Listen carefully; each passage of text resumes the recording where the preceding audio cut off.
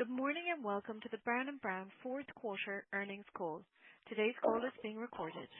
Please note that certain information discussed during this call, including information contained in the slide presentation posted in connection with this call and including answers given in the response to your questions, may relate to future results and events or otherwise be forward-looking in nature. Such statements reflect our current views with respect to future events, including those relating to the company's anticipated financial results for the fourth quarter, and are intended to fall within the safe harbor provisions of securities laws. Actual results or events in the future are subject to a number of risks and uncertainties and may differ materially from those currently anticipated or desired or referenced in any forward-looking statements made as a result of the number of factors. Such factors include the company's determination as it finalized its financial results for the fourth quarter that its financial results differ from the current preliminary unaudited numbers set forth in the press release issued yesterday. Other factors that the company may not have currently identified or quantified, and those risks and uncertainties identified from time to time in the company's reports filed with the Securities and Exchange Commission. Additional discussion of these and other factors affecting the company's businesses and prospects, as well as additional information regarding forward-looking statements, is contained in the slide presentation posted in connection with this call and in this company's filings with the Securities and Exchange Commission. We disclaim any intention or obligation to update or revise any forward-looking statements, whether as a result of new information, further events, or otherwise. In addition, these are certain non-GAAP financial measures used in this conference call. A reconciliation of any non-GAAP financial measures to the most comparable GAAP financial measures can be found in the company's earnings press release or in their investor presentation for this call on the company's website at www.bbinsurance.com by clicking on Investor Relations and then Calendar of Events. With that said, I will now turn the call over to Powell Brown, President and Chief Executive Officer. You may begin. Thank you, Cecilia.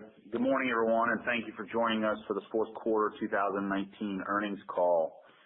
I'd like to take a few minutes to make some broad comments about how we think about our business. In 2018, we crossed an intermediate goal of $2 billion in revenue. And in 2019, we delivered almost $2.4 billion in revenue. As many of you may know, our next financial goal is $4 billion in revenue. We do not have a stated time frame to get there. We'll get there by adding talented teammates, growing organically, and acquiring businesses that fit culturally and make sense financially. If we had just wanted to achieve our next intermediate goal, we could have done that last week, last month, or last year. Acquiring businesses and running businesses are two distinctly different skills. Furthermore, overpaying for a large acquisition does not create value for our teammates or our investors. As we've mentioned in the past, approximately 25% of our company is owned by teammates. So when I go into an office and our teammates ask me, Powell, what's up with the stock? I know those teammates own Brown & Brown and want our company to do well. We believe that shows great alignment inside the company, and that will ultimately yield positive results for all shareholders. The achievement of our overall divisional and local goals are not possible without great teammates focused on delivering solutions to our customers. We're always searching for innovative ideas to help our customers succeed. We have over 10,000 teammates. They are the most important ingredient to our success. These teammates, armed with new capabilities, are always seeking to improve the customer experience at Brown & Brown. How will we do that in the future? One way will be through the better use of data and digital capabilities and by partnering with the appropriate tech firms to help us drive innovation in our company. Technology is a very high priority for Brown & Brown and myself in 2020. Private equity is very aggressive in our space. They're betting the interest rates stay flat or go down towards zero. Each owner-sponsor hopes they can grow the business organically and flip it at a higher exit multiple. It's frothy out there. When PE buys PE based on inflated EBITDA and expected synergies, there's not much room for error, if any. Our investment thesis is forever. Our focus on capital allocation, we focus on capital allocation, return on invested capital, and cash flow from operations, which enable us to reinvest our earnings into the business each year. While many are focused on quarterly results, we're focused on next year, 3 years from now, and 5 years from now. We're a customer-focused solutions business that has a disciplined capital allocation approach. We consider cash flow as a key benchmark in addition to total shareholder return versus major indices and our publicly traded peers. For the past 5 years, we've exceeded the average total shareholder return of the other public brokers by more than 50% and the S&P 500 by more than 125%. I raise these points because all of us at Brown & Brown are proud of our results, not just in 2019 or the last 5 years, but since inception. We are a disciplined solutions provider that allocates capital effectively. We're pleased with our past performance, and we're pumped about the future. Now I'm moving on to slide number 3. For the fourth quarter, we delivered $578 million in revenue, growing 13.8% in total, and we grew organically 5.2%. We're very pleased with this strong organic revenue growth, and I'll get into more detail in a few minutes about the organic revenue growth for each segment. Our EBITDA margin was 27%, which is down 110 basis points versus the fourth quarter of 2018. Our net income per share for the fourth quarter was 27 cents, increasing 3.8% as compared to the same period in the prior year. On an adjusted basis, excluding the change in acquisition earnout payables, we delivered 28 cents of net income per share, growing 7.7% over Q4 of 18. During the quarter, we acquired 5 businesses with annual revenues of approximately $19 million. I'm now on to slide 4. For the year, we grew revenues at 18.8% and delivered organic revenue growth of 3.6%. The one-time non-cash $8 million adjustment we recorded in the third quarter of last year within our National Programs segment had a negative impact of 50 basis points on our 2019 organic revenue growth for the year. We're very pleased with the continued improvement in our organic revenue growth we delivered in 19. Our EBITDA margin was 30%, down 60 basis points compared to 2018, which was primarily driven by the addition of the Hayes business. Our net income per share for the full year of 2019 increased 14.8% to $1.40 from $1.22 in 2018. On an adjusted basis, which excludes the change in acquisition earnouts, net income per share increased 13.8%. Later in the presentation, Andy will discuss our financial results in more detail. For the year, we closed 23 transactions with approximately $105 million of annual revenue. We had another good year of M&A activity as we added many excellent businesses and teammates that fit culturally with Brown & Brown. I'm on slide 5. For the fourth quarter, premium rates continue to increase, or as we say previously, are firming. While we experienced some acceleration in premium pricing as compared to the last few quarters, we do not believe this is a broad-based hard market. As we discussed during the year, risk bearers are seeking rate increases, and these are sticking in certain areas and not sticking in others. We've seen more significant increases in large accounts. However, these will not necessarily impact our organic growth, as many of the larger accounts are on a fee basis. In general, there's a continued upward trend for most lines. The amount of increase continues to be driven by the loss experience for the account or certain classes of business. The lines with the most notable increases include, but are not limited to, transportation, habitational, coastal property, both wind and quake, and excess liability, or otherwise known as umbrellas. As we've mentioned before, accounts with losses are generally seeing rate increases well above those accounts with minimal or no loss experience. Commercial auto remains the one line of coverage that has consistently realized a 5 to 10% rate increase, and we're seeing these increases across almost all carriers. Workers' compensation rates in most states remain down 2 to 5%, and then other lines typically are increasing 2 to 5%. As it relates to the E&S placement for cat-prone properties, including wind and quake, we realized increases in the range of 5 to 20%, but there can be outliers. Most professional liability lines for private companies were flat to down 10%. Public company D&O and E&O typically are up 5 to 10% or more. As it relates to casualty pricing and the adverse loss development that's being realized across the industry, it's prompting carriers to review the adequacy of their pricing. If the loss development trend continues upward, we believe there will be more pressure to increase casualty pricing over the coming quarters. The E&S space remains the area we continue to see a number of carriers being more selective in certain lines or geographies, and therefore we're seeing a more pronounced impact on the E&S rates versus the admitted markets. In general, while risk bearers have been able to get rate increases, there has been upward movement from where we were a year ago for most lines. There's still a lot of capital in the market, and competition for accounts with low loss experience remains. In the current environment, we do not think these conditions will abate for at least the first half of 2020.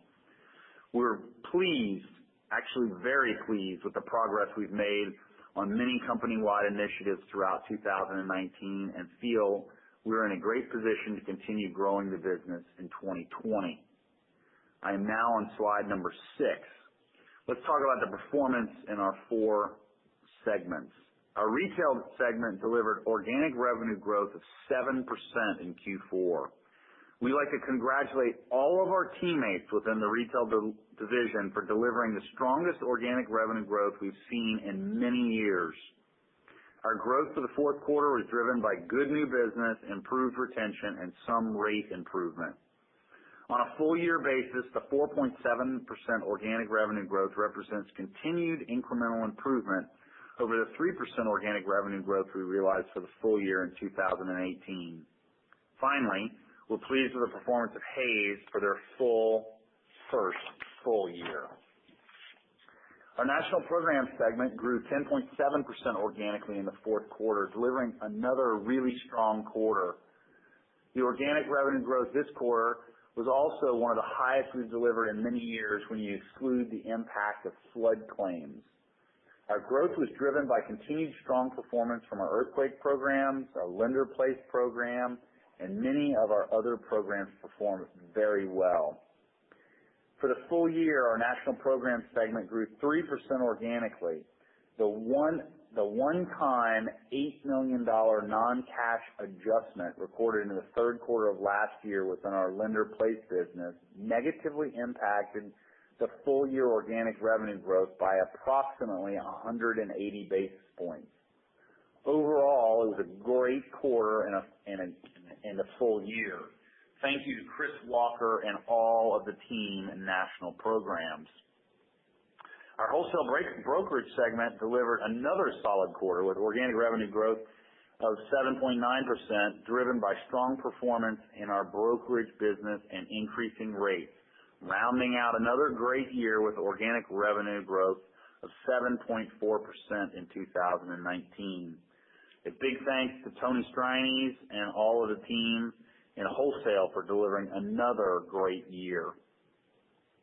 The organic revenue for our services segment decreased 19.4% for the quarter. We mentioned last quarter we expected revenues and margins to decline by 5 to 10% for the services segment in Q4, being driven by our Social Security advocacy business and a terminated customer contract in one of our claims processing businesses. Additionally, organic revenue growth for the services segment was further impacted for the quarter by lower weather-related and general property claims. As we've seen in the past, our services segment can have more volatility in its revenues based on claims activity in a number of our businesses. While we experienced good growth over the last few years, 2019 was one of those years where we did not have a lot of claims activity, contributing to the services segment decline of 6.3% organically. Now, let me turn it over to Andy to discuss our financial performance in more detail. Thank you, Powell. Good morning, everyone. Consistent with previous quarters, we're going to discuss our GAAP results, certain non-GAAP financial highlights, and then our adjusted results, excluding the impacts of change in acquisition earnouts. I'm over on slide 7. For the fourth quarter, we delivered total revenue growth of $70 million, or 13.8%, and organic revenue growth of 5.2%. Our income before income tax and EBITDA increased by 1.3% and 9.2% respectively. The lower growth in pre-tax income was driven by increased interest and amortization expense associated with our acquisition activity, as well as an increase in the change in acquisition earnout payables of $5 million as multiple businesses experienced stronger than anticipated performance. Later, we'll walk through the detailed movement of our EBITDA margin and the impact of Hayes. Our net income increased $3 million, or 4.1%, and our diluted net income per share increased by 1 cent, or 3.8%, to 27 cents. Our effective tax rate for the fourth quarter of 2019 was 25%, compared to 27% in the fourth quarter of 2018. The lower effective tax rate was driven by our state tax footprint and corresponding apportionment, along with a tax rate change in Florida. Our weighted average number of shares were generally flat compared to the prior year as we purchased shares in order to mitigate the impact of our stock incentive plan. And lastly, our dividends per share increased to 8.5 cents, or 6.3%, compared to the fourth quarter of 2018. Moving over to slide number 8. This slide presents our results after removing the change in acquisition earnout payables for both years. We believe this presentation provides a more comparable year-on-year basis. Our income before income taxes on an adjusted basis grew 6.2%, or slower than EBITDA, due to the incremental interest and amortization expense associated with the acquisitions we completed since 2018. Moving over to slide number 9. This slide presents the key components of our revenue performance. For the quarter, our total commissions and fees increased 13.6%. Our contingent commissions and guaranteed supplemental commissions, or GSCs, increased by $2.5 million as compared to the fourth quarter of 2018, which was partially driven by our acquisition activity. When we isolate the net impact of M&A activity, our organic revenues increased by 5.2% for the fourth quarter. Over to slide number 10. To provide some additional visibility into the major drivers of our EBITDA margin, we've included a walkthrough from 2018 to 2019. During the quarter, we had a couple of disposals that resulted in a gain that benefited our EBITDA margin by 90 basis points. In line with our expectations, Hayes negatively impacted our margins by approximately 150 basis points for the quarter due to the phasing of revenues and profit in accordance with the new revenue standard. I'll talk more about the financial performance of Hayes in a few minutes. Other reflects the margin change we experienced across the remainder of our business. The main drivers were higher non-cash stock compensation cost and the dilutive impact of an acquisition we completed in 2019 that recognizes substantially all of its revenue in the first quarter of each year. Excluding these items, we experienced margin improvement for the quarter. On a full year basis, excluding the impact of Hayes, we expanded margins driven by higher organic growth, increased contingents and GSCs, managing our expenses, and realizing benefits from our previous investments, which more than offset the impact of increased non-cash stock compensation expense. Moving over to slide number 11. Our retail segment delivered total revenue growth of over 22%, driven by acquisition activity over the past 12 months and organic revenue growth of 7%, driven by growth across most lines of business. Our EBITDA margin for the quarter decreased by 140 basis points due to the phasing of profit from Hays, the margin impact associated with an acquisition we completed in the third quarter of last year, 2019, and higher non-cash stock-based compensation cost. All of these items more than offset gains we realized from current quarter disposals. When we isolate all these items, we experienced margin improvement for the quarter. Our income before income tax margin declined by 530 basis points due to higher intercompany interest expense, amortization, and incremental acquisition earn-out expense, and the drivers of the EBITDA changes noted previously. Moving over to slide number 12, our National Program segment increased total revenues by $14.2 million, or 11.8%, and organic revenue by 10.7% due to strong performance from a number of our programs, including commercial and residential earthquake, lender-placed, and our sports and entertainment programs, as well as increased contingent commissions. Income before income taxes increased by $11.9 million, or 46.5%, primarily due to leveraging revenues and lower intercompany interest expense.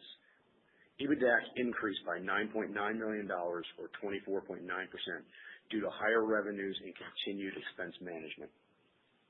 Moving over to slide number 13. Our wholesale brokerage segment delivered total revenue growth of 5.9% and organic revenue growth of 7.9%. Our contingent commissions for the quarter were down due to an adjustment in the prior year that did not recur in 2019. The EBITDA margin decreased 80 basis points as a result of lower contingent commissions and GSCs, which more than offset margin expansion driven by higher organic revenue and expense management. Our income before income tax margin decreased 20 basis points due to the same factors driving the EBITDA margin, which was partially offset by the benefit of lower intercompany interest and amortization expense. Over to slide number 14. Total revenues for our services segment declined due to a decrease in organic revenue, which was partially offset by acquisition activity. The lower organic revenue growth was driven by our Social Security advocacy businesses and lower weather-related and property claims, and a terminated customer contract that we mentioned last quarter. From a margin perspective, the EBITDA decrease was driven by lower revenues. We anticipate this segment's revenues will continue to decrease approximately 5% for the first half of 2020, continuing to be impacted by our Social Security advocacy businesses and the customer contract that was terminated in the third quarter of 2019. Over on to slide number 15. This slide presents our GAAP results for the full year of 2019 and 2018. For 2019, we delivered $2.4 billion of revenue, growing 18.8%, and earnings per share of $1.40. EBITDA increased 16.5%, and the EBITDA margin declined by 60 basis points. Excluding the impact of Hays, we experienced full-year margin improvement, which we are very pleased with. Our full-year effective tax rate was 24.2%, decreasing 140 basis points versus 2018. For the year, our share count remained relatively flat, decreasing by 30 basis points from the prior year. Moving over to slide number 16. This slide presents our results excluding the change in estimated acquisition earn-out payables for both years. Our adjusted income before income taxes grew by 12.7%, which is slower than growth in EBITDA due to higher interest and amortization related to the acquisitions we completed since 2018. Our adjusted net income grew by 14.7%, and adjusted earnings per share increased 13.8% to $1.40 as compared to 2018. Finally, a comment regarding the efficiency with which we convert revenues to cash. On a full year basis, we converted 28.4% of our revenues to cash flow from operations, which is a 20 basis points higher than last year. On a full year basis, our cash flow from operating activities has grown 19.5% as compared to total revenue growth of 18.8. Moving over to slide number 17, we'd like to provide some additional information regarding the quarterly and annual performance for Hays.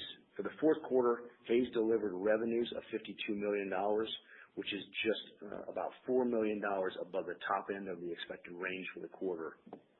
EBITDA for the quarter came in at about $8 million, which was at the lower end of the range. From a full year perspective, revenues were $221 million, which was just above the top end of our initial guidance of $210 to $220 million. EBITDA for the full year was $50 million, which was in the middle of our estimated range. Diluted net income per share, excluding the incremental change in estimated acquisition earnout payable, was 2 cents for the full year and was in line with our expectations. Before we move to closing comments, we've got some additional guidance regarding certain line items for 2020.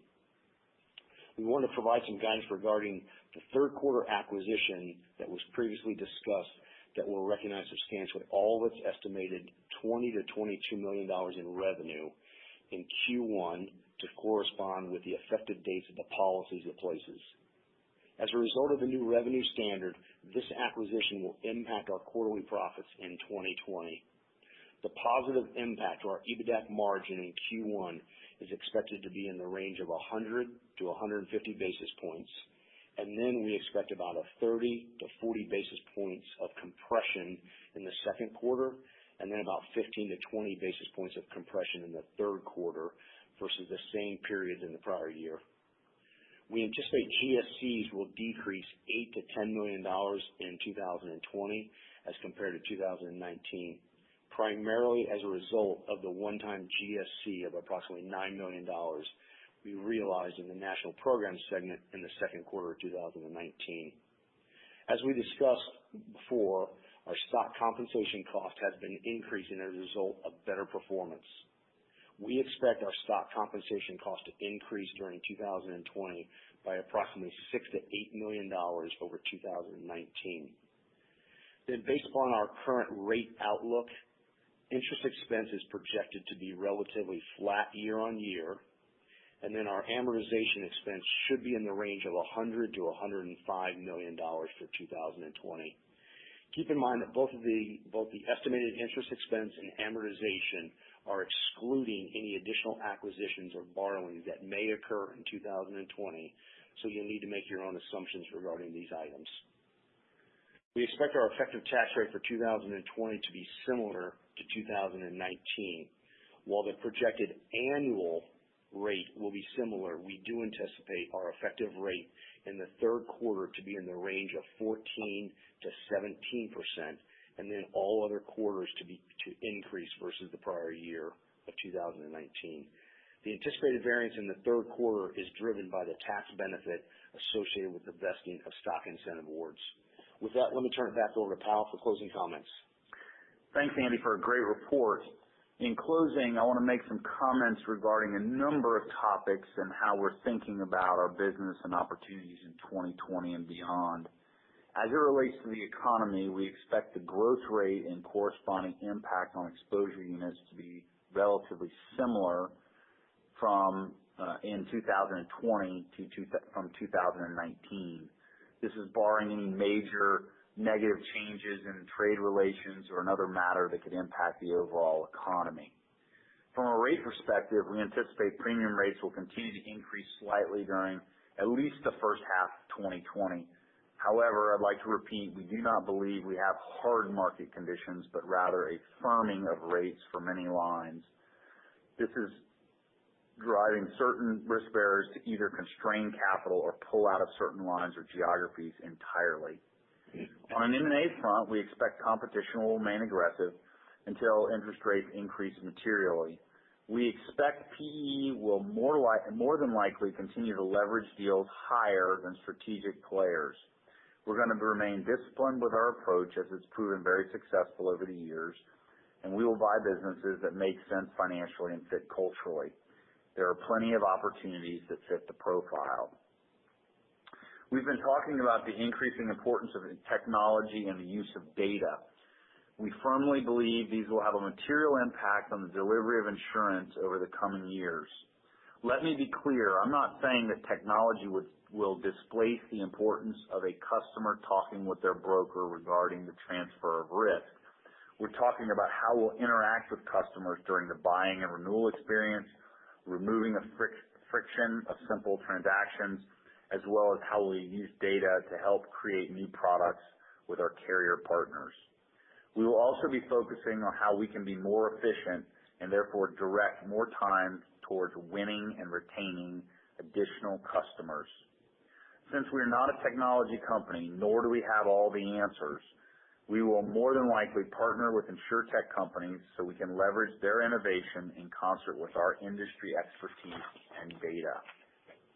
Allocating capital in the most optimal way remains top of mind for all of our leaders. We're fortunate to generate over $600 million of cash and anticipate this will grow more in the future. As we've stated before, our goal is to deploy all of our available capital and more if the right opportunities are available, so we can continue to deliver industry-leading financial metrics, cash flow conversion, and ultimately shareholder value. Increasing and investing in our teammates remains a key priority for our company, as it is through our talented team that we're able to serve our customers. We believe we have the right operating framework and culture to stimulate additional profitable growth in 2020 and beyond. With that, I'd like to turn it back over to Celia to open it up for Q&A. Thank you. If you wish to ask a question at this time, please press star 1 on your telephone keypad. Please ensure the mute function on your telephone is switched off to allow your signal to reach our equipment. That's star 1 to ask a question. We will now take our first question from Greg Peters from Raymond James. Your line is open. Please go. Great. Good morning, everyone. I wanted to circle back. I have a couple of questions, but Powell, you were talking about technology, and I was wondering, in the context of you're not being a technology company, do you anticipate that in 2020 that you're going to be spending more on technology-related initiatives across the franchise relative to 2019, or how should we think about that in terms of an expense headwind?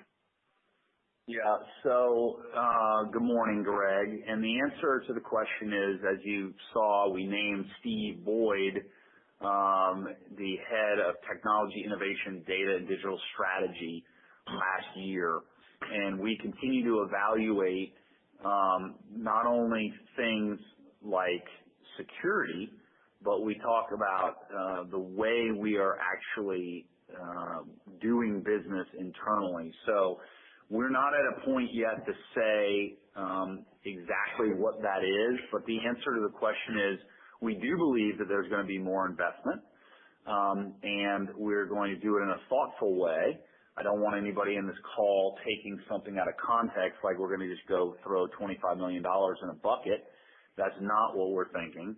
But we are thinking about technology in several ways. There are the ways to keep the lights on and running, like electricity, and then there's protecting from the bad guys, as I call it, and then there's two parts of innovation. There is using something that would actually be emerging, which would be kind of a fast follower concept, and then there's also a component which might be on that leading edge concept, which is the smallest bucket. So I feel really good about our team and some of the new people that we've had join us or are joining us in the technology area to help us think about doing business more efficiently, where our teammates can focus more time on serving our customers. So I'm excited about it. I just can't. Yeah, go ahead, Andy. Greg? Hey, Andy here. Maybe one other thing just to think about that. Similar to what we did back in the first quarter of 2016, if we had a large technology investment, a multi-year, we would come talk with all of our investors about that. But we don't see anything like that on the horizon right now.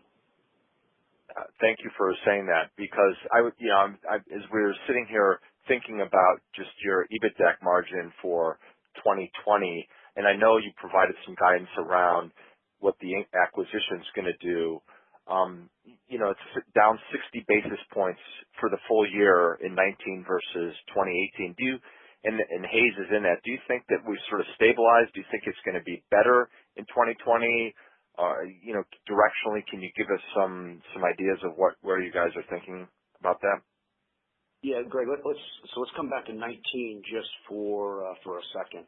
When we look at the margins for the organization, you're right, they are down. If you just pull out Hayes by itself, our underlying margins are up. When we came into 2019, we said our goal was to increase our margins a little bit for the business. That's exactly what we delivered. So we feel really, really good about where we are today. Okay, so really important, make sure when you pull Hayes out, and there's all kinds of other moving parts underneath of there. They almost all net out back and forth. We increase underlying margins, so getting really pleased with 2019.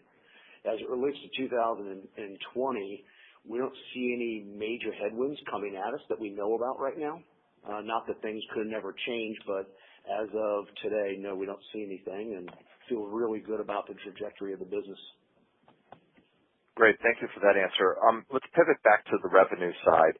And Powell, I know you commented about exposures and the outlook for exposures.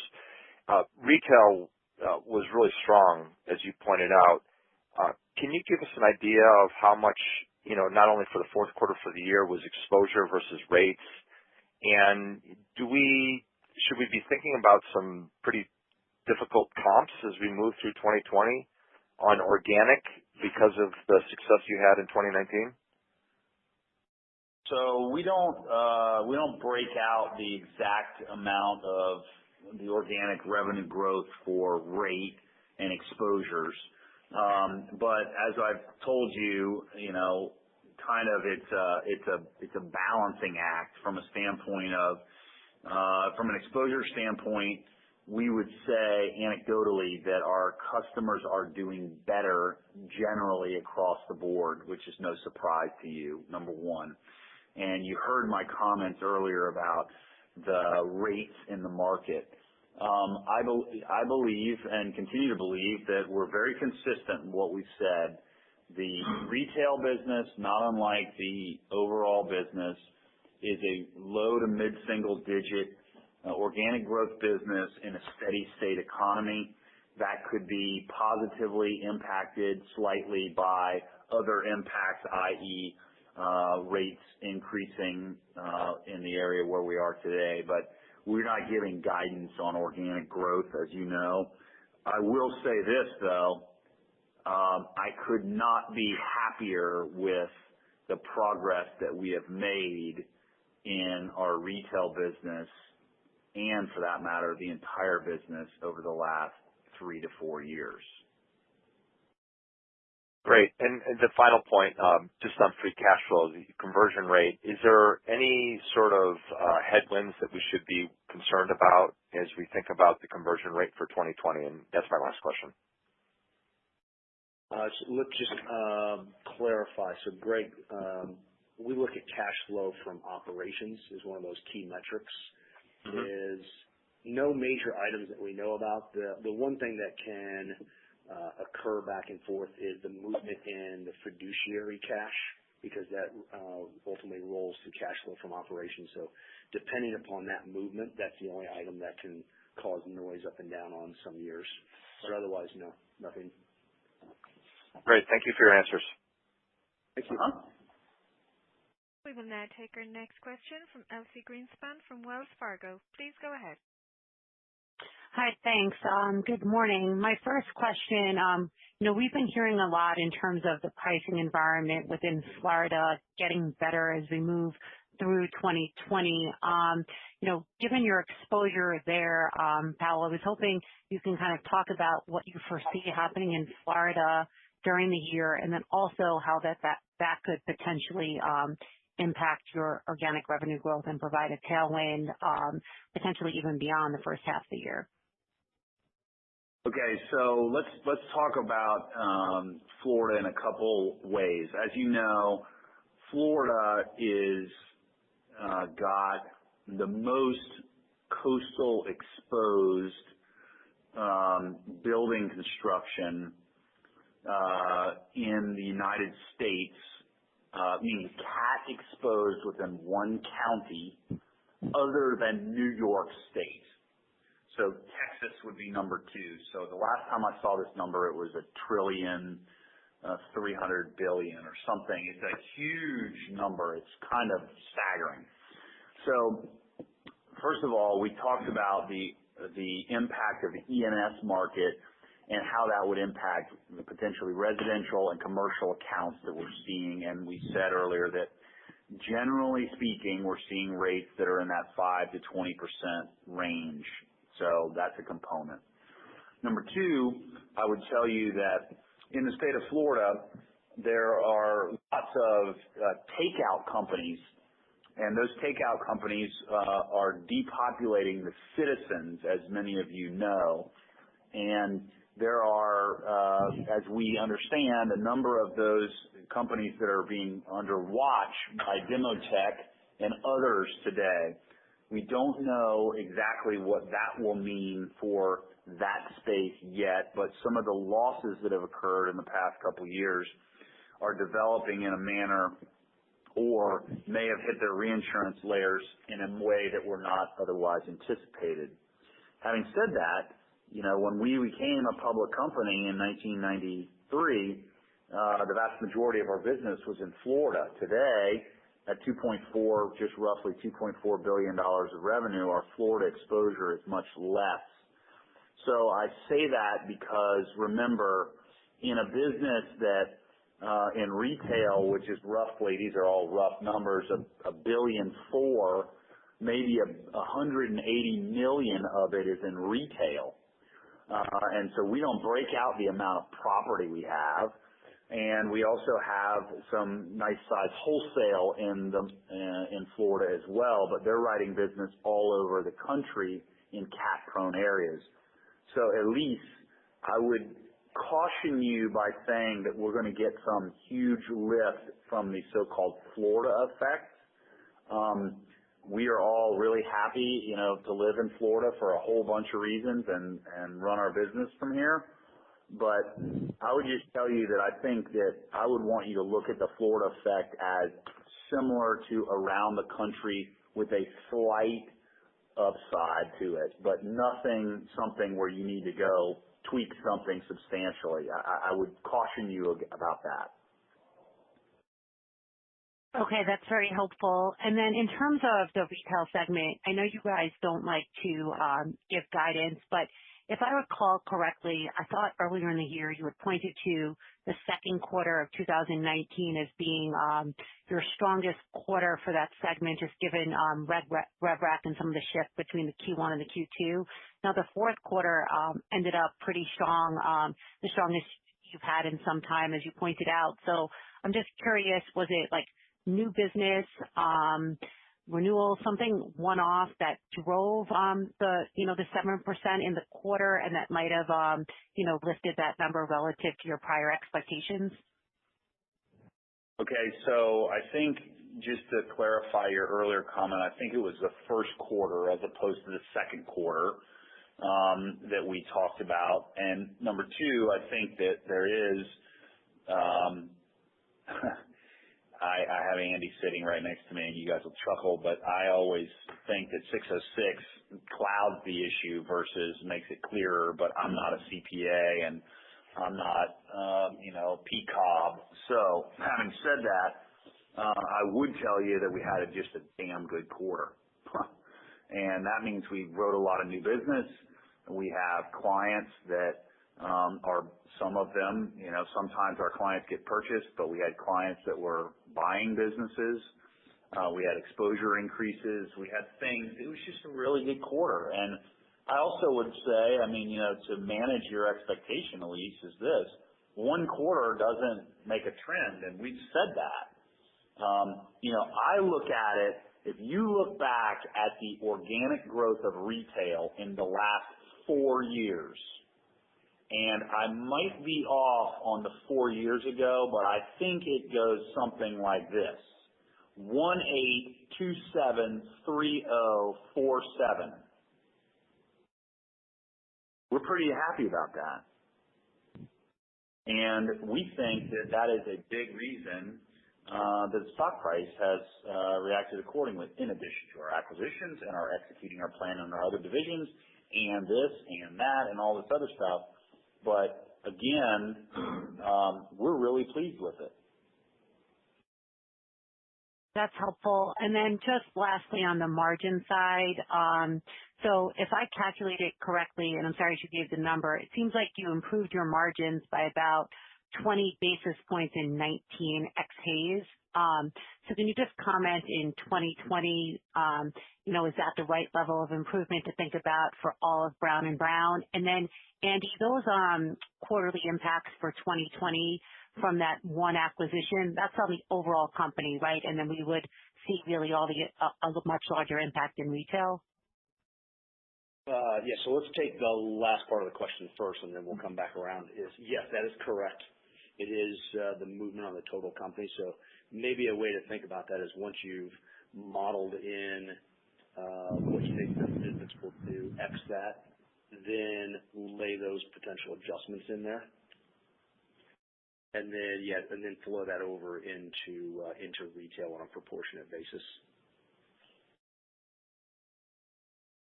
And then, on underlying companies we talked about earlier, we were up ex Hayes about 20 to 30 basis points. And does that seem about the right level of margin improvement when we think about 2020? Yeah, we don't give outward guidance as you know, but we don't see any major headwinds coming at us right now for 20 at this stage. So we don't have any reasons why they would go backwards. Let me interject one thing there, Elise. Here's the thing, and this doesn't help you with your model, but what I would tell you is this: we are working really hard and we're having a lot of fun, and we are going to be investing in businesses that we think fit culturally and make sense financially, and that includes hiring good people.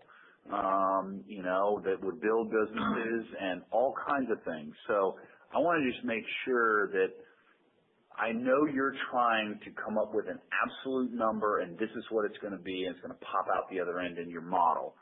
And we acknowledge that. I just want you to understand that we are growing the top line and the bottom line. And if you look at the performance in the last year or last 3 years or last 5 years, our goal is to continue to do that. So I just say that because that doesn't mean you can just plug one number into the model and it's going to pop out the other end. I just want you to understand that we're going to try to invest the money the best way we think possible to yield the best long-term results. That may not be 1 quarter or 1 year for that matter.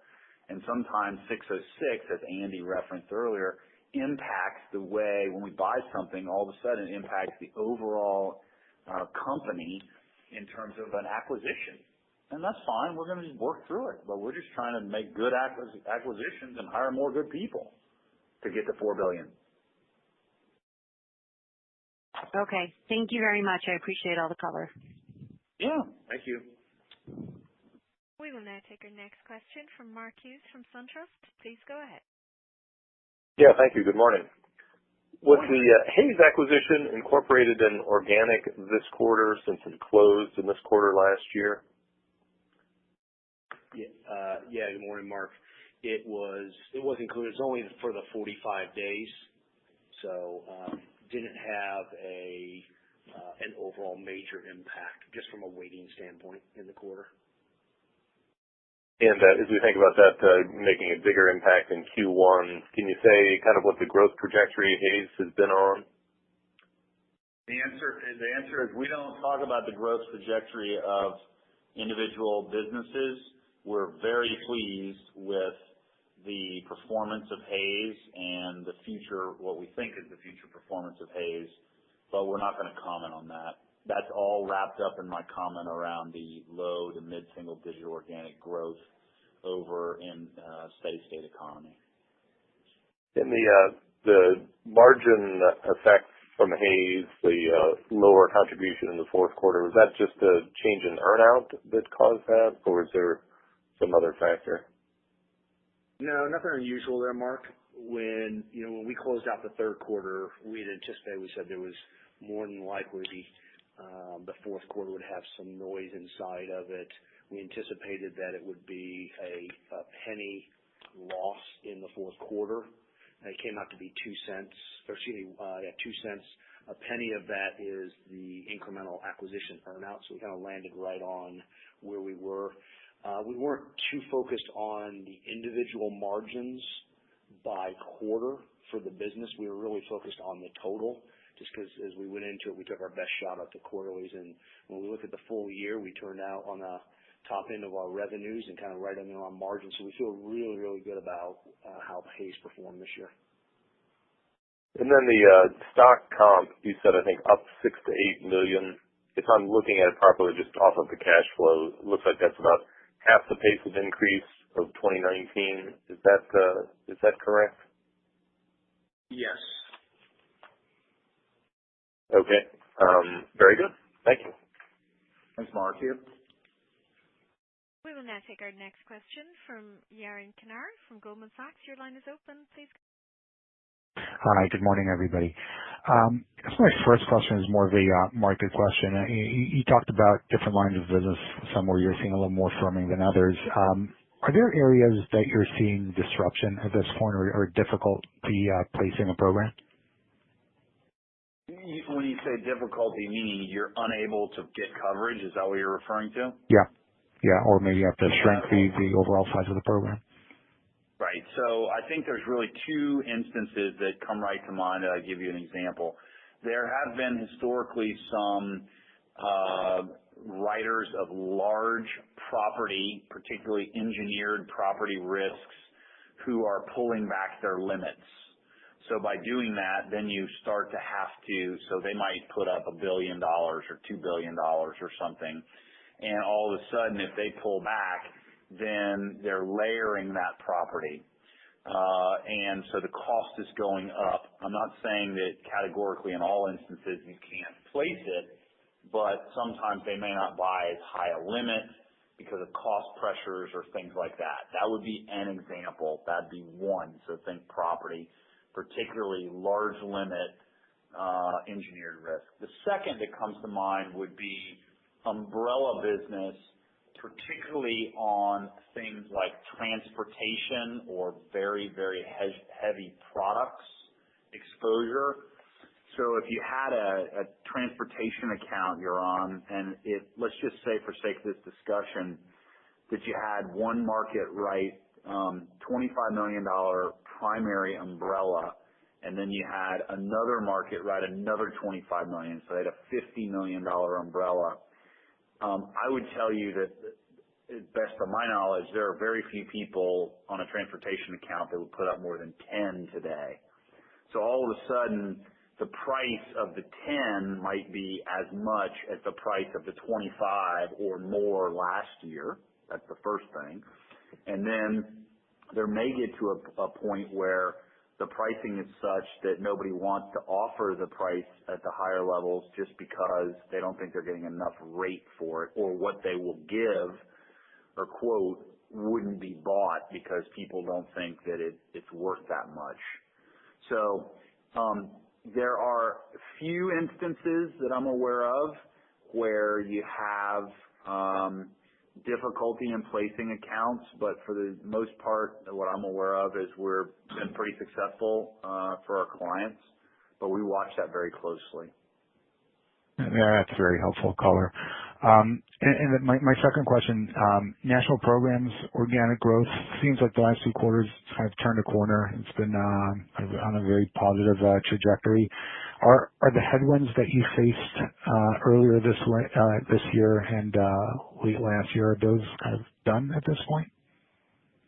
Well, remember, I think that you're correct in saying, number one, national programs and the team have the business in a really good place. So that's the first thing. The second thing is, remember, national programs can be impacted by the underwriting appetite of a carrier. So we don't know of any significant changes with our carriers right now, which would necessitate a movement of a program or something like that. So that's a positive. But anytime you have a leadership change in a significant carrier partner in programs, there could be a change in appetite or how they view it. We think about, particularly in some of those underwriting programs where we have capacity that we're putting online. That could be wind, that could be quake, that could be other related things. A lot of it is how do we get more capacity to fill those needs in the future. So the limit may not be we may have a certain amount of capacity, and when we sell that capacity, if we don't get more capacity, then the growth is constrained. Now, we're not going to say specifically if there's a program like that, but we do have some capacity plays where that is possible. So we're always out looking for capacity to grow our programs, particularly in times of disruption. Got it. Understood. And then a quick modeling question. I think you'd said that services revenues would face a 5% decrease in the first half of 20. Is that on an absolute basis or relative to 19? Yeah, so Aaron, on that one, so right now we're giving guidance of 5% down for the first quarter, and you do that versus 2019. Okay. Thank you. For the same periods. And then also, when you're thinking about organic, one of the items just want to make sure we clarified for everybody is we do not include contingent commissions or GSCs in our calculations of organic. I know some of the other peers put it in, take it out back and forth. We do not include those in our organic, okay? Got it. Thank you so much. We will now take our next question from Josh Shanker from Deutsche Bank. Your line is open. Please go. Thank you. Yeah, Andy, I hate to make you repeat something, but earlier when you were going through slide 10, I didn't quite follow the margin expansion story. Can you walk us through one more time why underlying margins expanded during the quarter? Okay, so if you come back, if you look at for the quarter, right? So we started at 28.1, and we finished this year at 27. Okay, so down 110 basis points. We had picked up 90 basis points on change or the gains and losses on our disposals, which is not going to recur, of course. Correct. Hayes was a drag of 150. And then we were down 50 basis points, and that's where what we were highlighting is for the quarter is our non-cash stock compensation cost, and then the dilutive impact of the acquisition that we did in the third quarter. Those offset the underlying margin expansion that we had for the quarter. So, I mean, going through individual numbers. So, I'm looking at like ex Hayes. I'm seeing 140 basis points of normalized margin compression, and that's covered by the. Am I wrong to think of it that way? Yeah. So walk us through how you get there, because I don't think we follow. So if you didn't have the gain on the disposal, I think you'd be at a 26.1, not a 27, right? Mm-hmm. And Hayes is recurring, of course, and so let's put that in. So that's I feel there that so ex Hayes, I think you'd be at like a 26.1 plus 1.5, so 27.6, I guess. No, or ex Hayes, you'd be at 26. You'd be at 26.7 ex Hayes, I guess, is what I feel. Am I wrong to think that underlying compressed during the quarter? I guess I'm trying to follow it. I'm sorry. Well, you figure if you're, no, I don't think we look at it that way. Is just if you take and you isolate out the gains on the disposals and Hayes, right? That is 60 basis points. Those are net, correct? Yep. Okay, got it. And therefore, that leaves us with 50 on the other. That's right, but Hayes is recurring, whereas the gain on disposal is not. So that 150 I'm going to roll over into 4Q20 to occur again, I guess. Why would you do that? Because We've already Hayes, made the lap on. No, hold on a second. We already made the lap on it, though, Josh. I think that's maybe where you got to keep that in mind. This was the last quarter that we were getting the full effect of it. As we go into next year, we're now comparative. Well, I don't think Hayes can give you an additional 150 basis points of margin compression, but the fourth quarter Hayes effect is going to be with you in 4Q20. Yeah, but it's this. Presume that the business doesn't do anything different. It's net. There's no increase or decrease in the margin then in fourth quarter of 20 versus fourth quarter of 19. Then you'd be at a 26.1, no?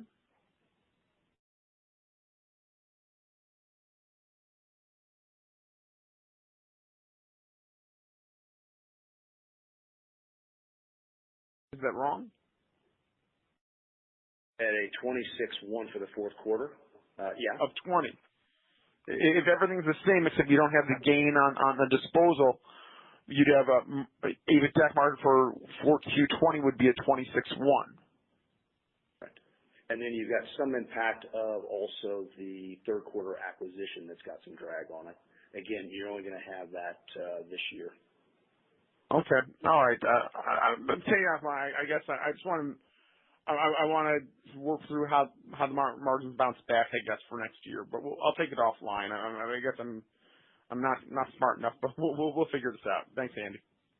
Sure. Are you just back up for a second though, as you walk off here on the call? Are you saying that you're anticipating that margins will be going down next year for the business? I don't know yet. I haven't done my numbers, but I'm going to start at, I think I'm supposed to start at 26.1 and figure out the third quarter impact on it and whatnot. But it feels like the base place to start for forecasting 4Q20 is slightly lower than where 4Q19 came in. Again, here's what we suggest is ultimately your call on what you want to do, but don't get start at the full year first, okay, and get the guidance that we've given on a full year regarding how we think about the business. That will then help you by the quarters. All right. Well, I mean, that clearly it matters. First of all, not just 1 year, but many years, anyways, is what matters. Let's continue this discussion offline. But I appreciate all the help. Sure. Thank you. Thank you. We will now take our next question from Mike Zarminski from Credit Suisse. Please go ahead. Hey, thanks for fitting me in. I guess, Powell, in your prepared remarks, you said something along the lines of the large account space is seeing more rates. However, that business is fee-based. So I believe kind of you were alluding to not getting as much revenue benefit versus if it was commission. So I'm kind of curious, is hard pricing in the large account space or very firm pricing, is that a tailwind? Or is each account really a case-by-case negotiation and it could be a headwind in certain cases? Just trying to better understand the dynamics there. Right. So just think about in large accounts, obviously the numbers are much larger. So if you have an increase in those instances, many of those accounts have risk managers, which their job is to try to get the most comprehensive coverage from the most competitive price.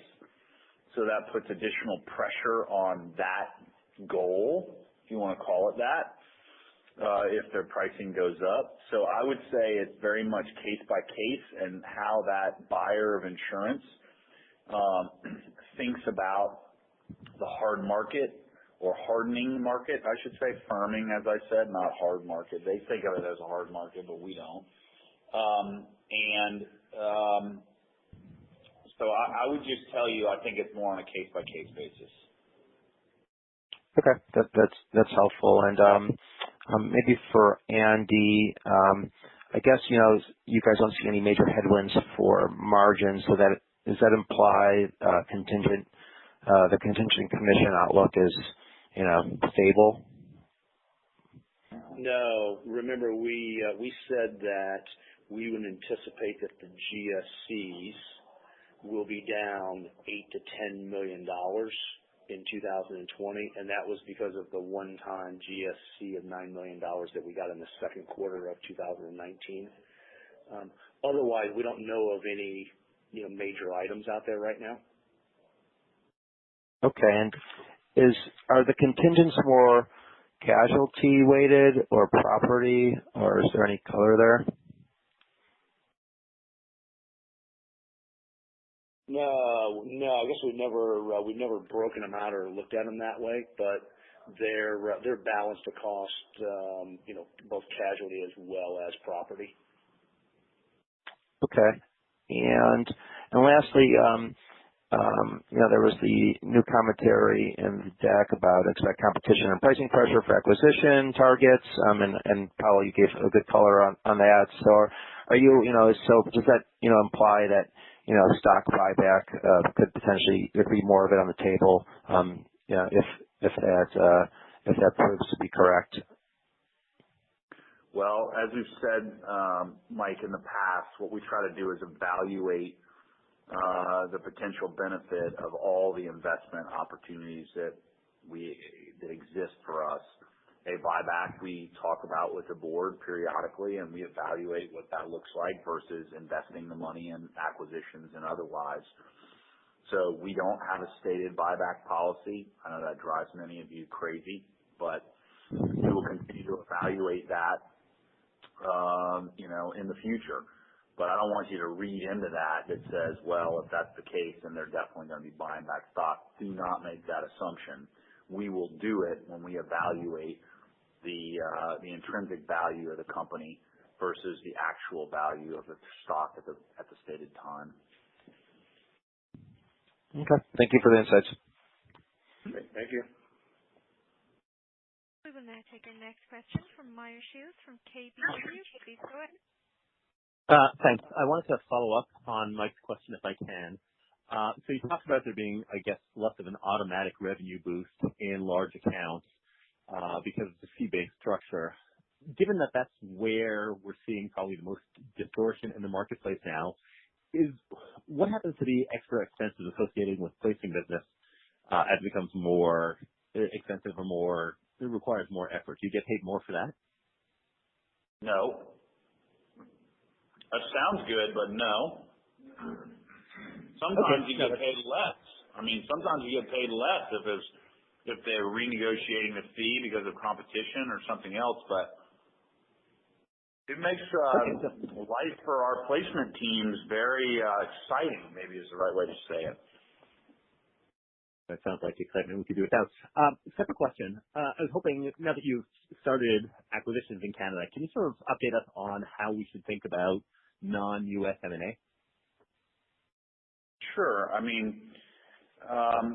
We have and will continue to look at opportunities that may exist in countries that we believe might present an opportunity for Brown & Brown. I would make a broad statement by saying if you look at where we have businesses today, we now have a business in Canada and we have a business in London. We have one in Bermuda. And so what would be consistent with all of those countries? Well, they're Commonwealth countries, number one, and in those Commonwealth countries, they all have a rule of law. So I'm not saying categorically that is the only place we would ever do an acquisition. I don't like this comment of always, never, or can't. I really don't like those terms. But To this point, that's where we thought about it, and if it made sense, we would consider that going forward. It's interesting, Meyer, that you would ask that because the competitive landscape for acquisitions in some of those countries is even sometimes more fierce than it is in the United States, if that's possible. Kind of interesting. Okay. No, thank you. That's very helpful. We will now take a follow-up question from Mark Hughes from SunTrust. Your line is open, please. Yeah, just very quickly, you mentioned in the retail segment that one of the drivers was higher increases in employee benefits. Could you talk about what's driving that? I don't remember making a comment about higher increase in employee benefits, although employee benefits healthcare costs are going up, but I don't remember making that in And I'm just reading off the retail segment. That is one of the drivers. You cite their commercial auto and employee benefits. Yeah. That's just on pricing for our customers, not us, our cost on that, Mark. Just in general, I think everyone sees it in the marketplace. Right. Yeah, I think that sounds like that's a support for organic. So I was just sort of curious if there's anything new or different going on in benefits that is helping to drive growth. Yeah, no, nothing. It continues kind of at the pace that it has, so nothing new or different there. Thank you. And then, Cecilia, we'll take one last question if there are any. Otherwise, we'll go ahead and cut off for today, please. Perfect, sir. We have a follow-up question from Yanar Kanar from Goldman Sachs. Your line is open, please. Thanks. Just another quick modeling question. The margin impact from the third quarter acquisition, I think you said 100 to 150 basis point positive in the first quarter, then drag in the second and third quarters. The numbers you provided, are those on a consolidated basis or for retail only? Yes, total company, Aaron. Total. Okay. Thank you. I want to make one comment as we wrap up, Cecilia, for everybody. Thank you, first off, for your time today. And I know that if you have any questions, then Andy would be more than happy to talk to you about those in detail, or other people on our team. I want to make sure everybody understands that the Hayes acquisition, in our mind, is an excellent acquisition. And that is, first and foremost, because they got great people. So when I look back on acquisitions like Arrowhead and other large acquisitions where we've gotten a lot of really good people, those have been very significant in the history of our company. I think that the Hayes team has a number of people like that. So I say that because Mike Egan and Jim Hayes have built a great business, and there's a lot of other great people on that team. So I want to make sure that the last comment today is this. We are very pleased with where we are in our entire business. We are very pleased with the Hayes acquisition, and we expect great things from that part of our business in the years to come. And like I said, generally speaking, we don't see that many headwinds going into 2020, and we're all really pumped up about what that means for us and the company now and in the future on our way to $4 billion. So we thank you for your time, and we look forward to talking to everybody again next quarter. Thank you. Have a nice day. Thank you. That concludes today's Only conference here call. can Thank you you for meet your participation. Ladies and